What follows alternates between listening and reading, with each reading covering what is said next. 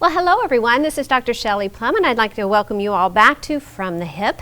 I have a unique story. I'm going to ask you all out there, what is your greatest fear? I can tell you as a child, my greatest fear, I grew up in Washington State, and one of my greatest fears was the forest.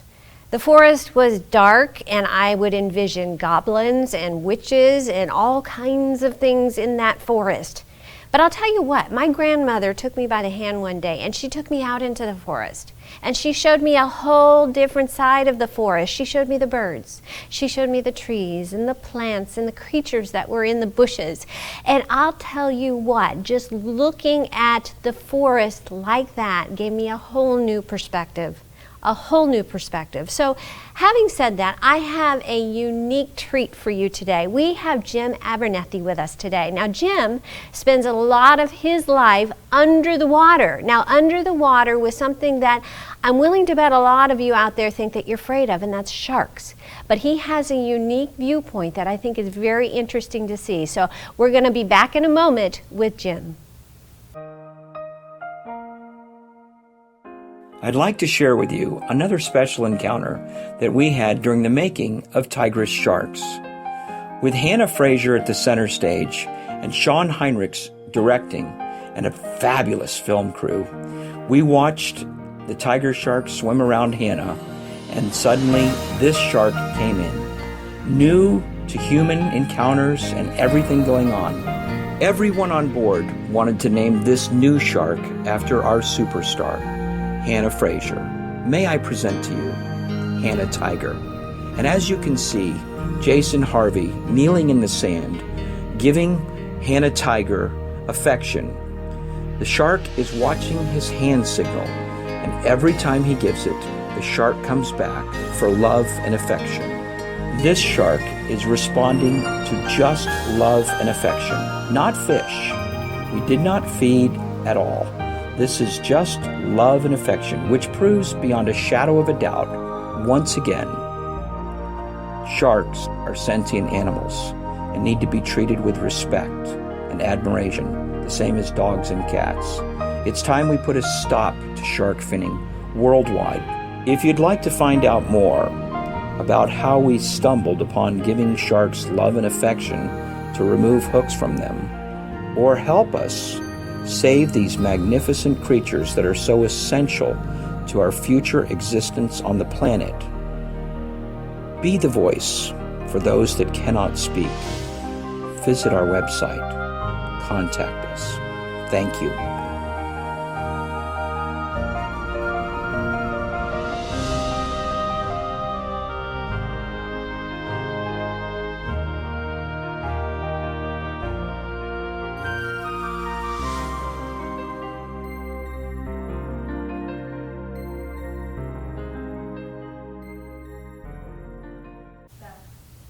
Well, hello everyone, welcome back, and I hope you enjoyed that video that we just played, because I will tell you what, that is live footage with this magnificent gentleman that is sitting right next to me, and this is Jim Abernathy. How are you, Jim? I'm doing wonderful. Oh, great, great. Okay, so I'm sure a lot of the viewers out there were watching that magnificent footage, all the video with the shark there, and that shark's name is Hannah, right? Correct. Okay, can you fill them in? What's going on with that video?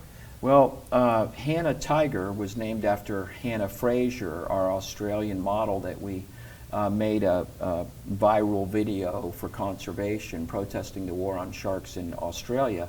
Hannah Fraser danced with tiger sharks without any mask, protection, scuba tank, anything. And that was our peaceful protest. But unfortunately, Hannah Tiger came in, and Hannah, I believe, has never seen people before. Right. It was very agitated and nervous and afraid, and it swam too fast and it kind of destroyed our film set. Now, because it's what I refer to as a wild tiger, and in order to get this wild tiger relaxed, we smothered Hannah for 5 days with affection. Okay, so let me stop you a minute. Okay. Most of us, and until I had my discussion with you a few days ago, don't think of sharks and love together in the same sentence. I mean, I think that's very true. So tell them what you mean by affection. When you go home and you pet your dog, yes, the dog actually seeks out affection even more than food. And these are my dogs, basically. I've been living at sea since 1998, 25 days a month, year-round. And these sharks have become very familiar with my crew and I. The person that's petting the shark in Hannah Tiger is actually Jason, our chef. And it's an amazing experience to have a wild animal come towards you on a hand signal in order to get its head rubbed, which is exactly what's happening. We don't feed the sharks on our expeditions, so they're here because of the scent of fish, which is in the water, but they don't actually get to eat.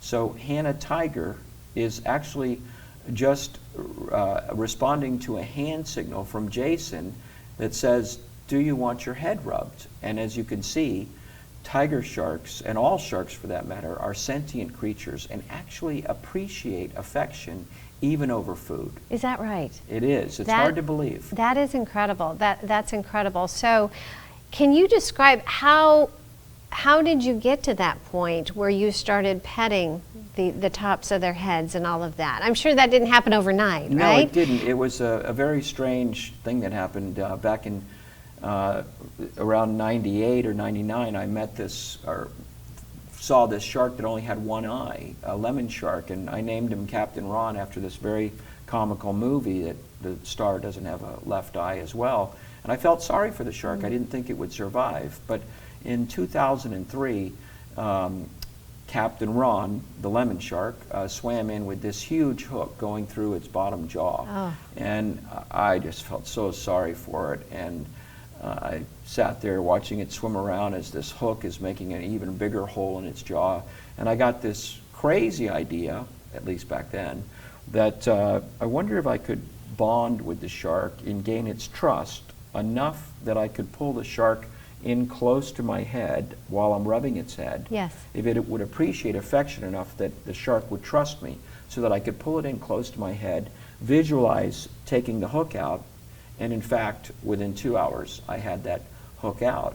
And I learned in 2003 that sharks are sentient creatures, just like dogs, and love and thrive on affection. They've just never had it. Since that time, I've removed hooks from over 90, I think it's 91 sharks have had as many as 4 different hooks removed in that manner, using affection, which is unbelievable. And many of the videos that we have, like the one with Tarantino, yes, you actually see a tiger shark chasing me around in order to get its head rubbed.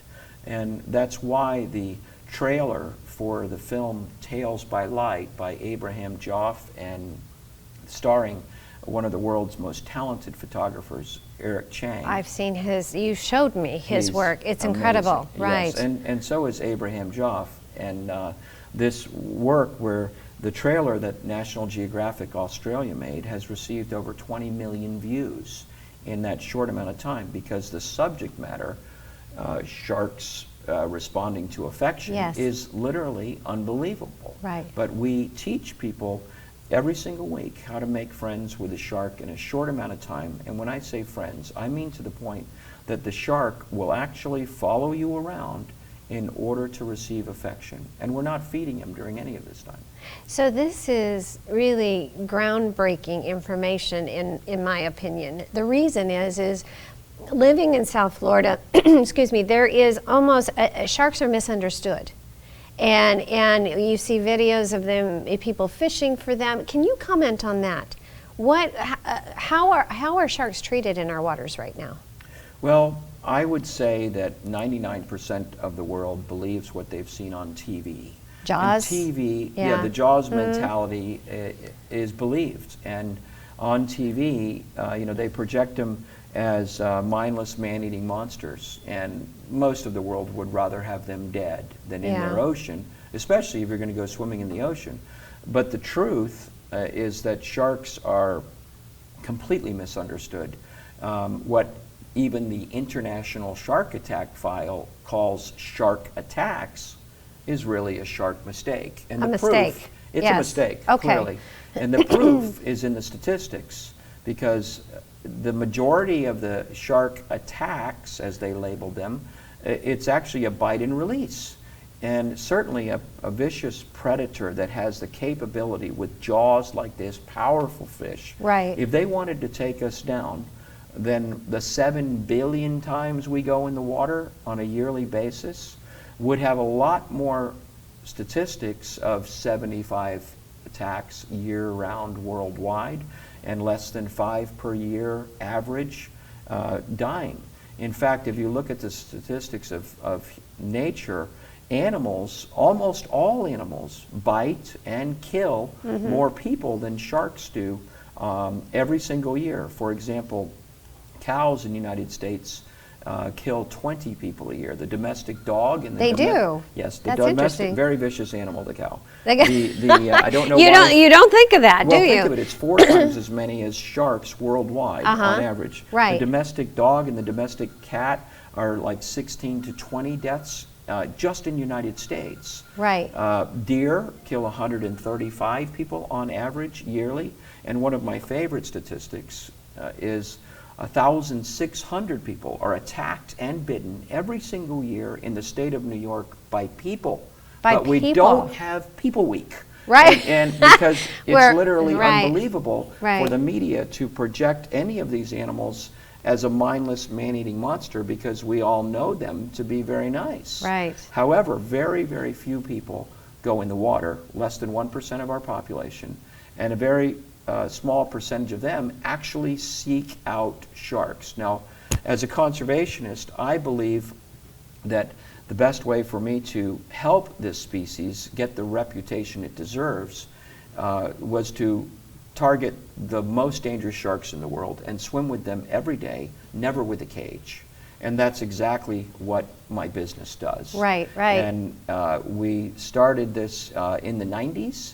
And it's been incredible to see, for example, one of my best friend's daughter, who's 15, swam with tiger sharks at night 3 times in just a week when she was 15. So I've had wounded warriors that can't really swim that well in the water with tiger sharks and bull sharks and hammerheads. And we keep doing this over and over again so that I can hopefully let the producers that want to make sensationalistic shark shows realize that this is really tabloid journalism at best. What the world wants to see is the truth. And fortunately, some producers actually produce the truth. And Tales by Light, which is showing this Thursday at 8:30 here at the Cinemark movie theater, certainly shows them in their true nature, which is so in line with what the featured photographer Eric Chang, his mission is to show the world that the world's most dangerous isn't dangerous at all. And fortunately, sharks are used in that. And you know, one example of footage that you showed me that was remarkable, and I'll share with you, is when you were using your ability to touch the shark, and the shark wanted to be near you, and you were able to remove a strap that was cutting in. It was literally, it looked like the strap had gone on when the shark was younger, and as it grew, it was cutting a hole in it. Yes. Actually, that was one of my crew, Mike Brady, that spent the whole dive trying to make his relationship with that one bull shark. Oh, it was a bull shark. That's right. It was a bull shark. And he was able to remove that. Realistically, it was 2 months of work to get close to that one shark, but it just happened while Tales by Light was being filmed Yes. with Eric Chang. Okay, that's wonderful. That's wonderful. Well, we're going to take a break, and we actually, instead of our sponsorship video, we're going to play another one of your videos. And this Fantastic. time, and if you could set this up for the viewers out there, this is the one with Tarantino. So can you set it up for viewers? Sure. Tarantino, 2 years prior to this film that you're about to watch, I had spent 5 months with Tarantino trying to gain her trust so that I could remove 3 hooks, which that took me 5 months of being underwater with Tarantino to do that. Unfortunately for me, Tarantino swam off after I removed off all the hooks, and I didn't know if I'd ever see her again. Okay. 2 years later, she shows up, and she came in at full speed. Really? And sometimes wild sharks do that, which is very scary. Yes. And I thought this was a wild shark, and I actually went out in front of my camera and tried to stop her from running us over, and then realized, oh my God, it's Tarantino. It's one of my friends. And I just Happy was to see you. Yes, yes. She came in the same way your dog visits you Right. when you come home at night. It's very excited to see you, and I didn't know if she would actually remember me, and you know, that scene was shot 25 miles from land. By accident, I Yes. turned on the camera not knowing it was filming. Right, yes. And then realized, oh my gosh, it's Tarantino, and it was a very strong current, and I got swept away while I was giving her affection, and then I came back hoping that you know, I couldn't have hoped for what actually happened. Yes. But she chased me down a couple times just to get her head rubbed, Ah. and the rest of that dive was just so magical. And a little bit later in the video, she's almost running over my camera, and I looked at my camera and saw the red light and thought, oh my gosh, yeah. I may have just captured that whole scene. Yes. So I think they'll really see the true nature of sharks with this Tarantino video. Okay. The reason that the shark is named Tarantino is because a very good friend of mine, Sima Alois from the Czech Republic, actually was on a dive with me, and Tarantino, before it was named, swam up to him and took his video camera.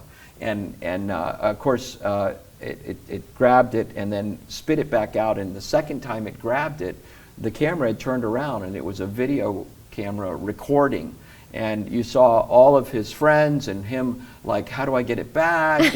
And he looked over at me, and I could see that his facial expression was, you know, get it, Right. get the camera back. Right. And I tried to tell him it's a 13-foot tiger shark. Yeah. I'm not, I'm going to wait till it drops it. Right. And after we watched the hysterically funny video of all of his friends through the teeth of the tiger shark, Right. he said to me, Jim, can I name this shark after my favorite filmmaker? And I said, well, who's that? And he said, Quentin Tarantino. Of course. And I said, well, the shark's a girl. He said, how about just Tarantino? And that's how Tarantino. There we go. That's great. Well, I hope that they all enjoy it. They will. They will. So we will be back in a moment. So enjoy.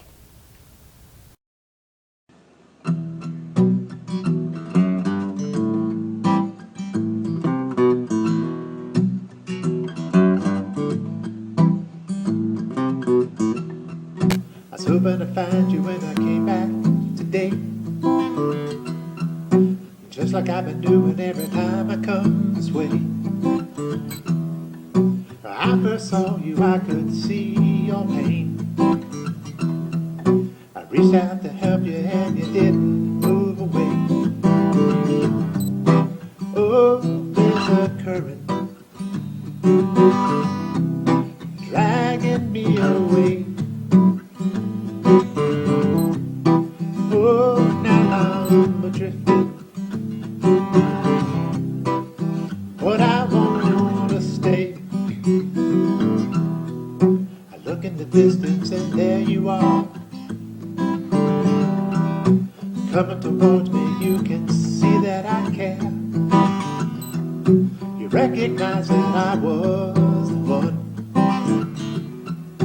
Made you feel better, yeah, not better than anyone. Oh, there's a current dragging me away. Yeah, now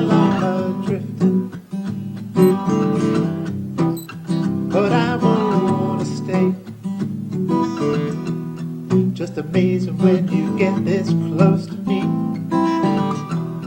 Get to see what others never get to see. Share these moments floating in time. Happy to see you when you're doing fine.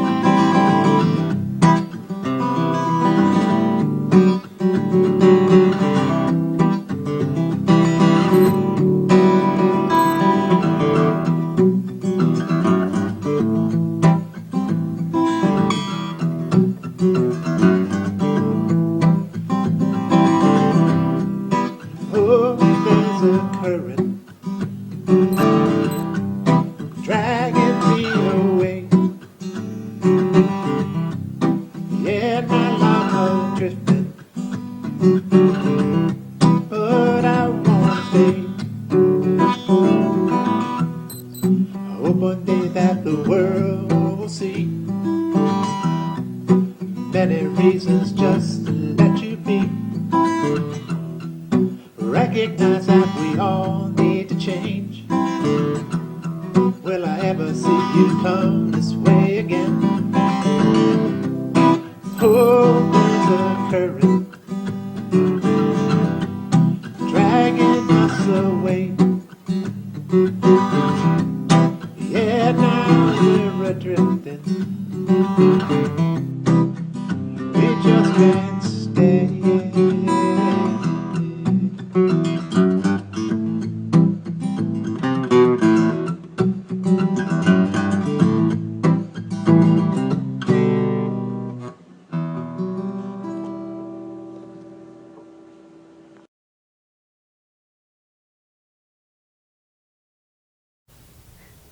Well, hey everyone, I hope you enjoyed that video. They just watched Tarantino. So, I mean, and he's your buddy. So I'm curious, just one quick question. So if you go back to that location, will she show up again? They show up regularly. Okay. And my favorite shark, Emma, who's been in 13 different films so far, Yes. is there usually 8 to 10 months of the year. Okay, that's great. So, we talked about sharks and conservation and, the fact that they're misunderstood. If you could, in concluding the interview, leave our viewers with any words of advice, what would they be? You mean in reference to how not to get bit? How not to get bit, Okay. and how, any words of wisdom with regards to conservation, saving sharks as well? Well, first I'll address the saving sharks. Yes. Right now there's 2 petitions online that you can find on my nonprofit Wildlife Voice Facebook page. One is to ban the killing of sharks or the transportation of fins, which will stop sharks from being slaughtered in Florida. And another one is to ban everything to do with shark fins in the United States. Right now, United States is 7th worst nation in the world for shark finning. Although we have laws that won't allow us to fin the shark, the practice of shark finning, but that's still, they bring the animal in whole and then just take 4% of its body, the fins, which is such useless. I mean, we've already stopped in America the rhinoceros horn trafficking, illegal wildlife trafficking. We've already stopped elephant tusks from being slaughtered in the United States, but we haven't stopped shark fin industry in the United States. And it's time that we did that and did the responsible thing because sharks are vital to the ecosystem. They keep our oceans in balance as well as healthy. And over 50% of the air we breathe and 70% of the protein we eat either comes directly or indirectly from our oceans. So no matter where you live on the planet, it's important that we save sharks. Now, the other question that you said was some words of advice on how to avoid being bitten by a shark. It's very sad that we put things up on beaches giving the illusion that it's safe to go there. If you look in Florida, for example, fishing is very popular. You can't pass a bridge or a pier or a beach and not see fishermen putting bait in the water. And when you put bait in the water, of course, you're attracting all fish, including sharks, to that direct vicinity. The problem is that it's not so much the fish they're putting in there, because sharks follow the scent of fish all the time, and usually 99% of the time there's nothing at the end of the trail. So they swim very, very slowly in that direction. However, as soon as that fisherman catches a fish, that fish, struggling for its life, actually becomes live bait. It emits a vibration as well as noise that the shark that tells the shark, all I need to do there in order to be successful is beat all the rest of the sharks. So they race in at full speed. And during that time, anything that gives the similar signature to a fish struggling, like a surfer paddling, they quickly bite, thinking that that might be it. And the problem, of course, is sometimes it's not the fish. So if you go to our own fishing piers here in Palm Beach County, you'll notice if, say, you're an adult with children going to enjoy the beach that day, you go up to the fishing piers and there's a big sign that says no shark fishing. You think, wow, that's good, no shark fishing. And then you look down on the beach and right there's lifeguard stands. Okay, they can save us if we have a difficulty. And the problem with that is that no shark has ever been up to read the sign, and I don't even know if they speak English. So the amount of bait at fishing piers or around fishermen that's putting that ringing of a large dinner bell to you is unheard and unseen by people. So avoid swimming next to any fisherman, always. Don't go in the water if there's fish jumping out of the water. You might want to not go in during dusk and dawn when it's very difficult for sharks to see. But realistically, the chances of being bitten by a shark are so rare. It's amazing, the statistics if you look at it. We should be concerned about the drive there from car accidents and almost everything else. I agree. Having talked to you, a whole new perspective. So I thank you very much. So for viewers out there that want to learn more about this topic, want to see you maybe at the Palm Beach Film Festival, which is going on this week, where would you point them? Well, you can always just look at my website and contact my office to find me. I'm hoping that this interview, as well as what you see in Tales by Light, will bring a whole bunch of new nature lovers that actually want to make friends with a shark in a very short amount of time, which is exactly what we teach every single week. You bet. Well, thank you so much, Jim, for joining us. Are you one of those? Oh, one of that want to learn? Yeah. I do. And actually, I'll be honest with you, last week you had asked me that and I would have said, well, maybe not. But after seeing it, the movie, the documentary, and then discussing with you, definitely my opinion has changed. So maybe in the future we'll have a live how would you like that, broadcast. Viewers? Yes, we could do that. We'll Yes, do we can. a live broadcast under the water, so that's a future date. All right. Sounds good. Okay, Thank you all very right. much. So for viewers out there, this has been Dr. Shelley Plum with From the Hip. Until next time, take care.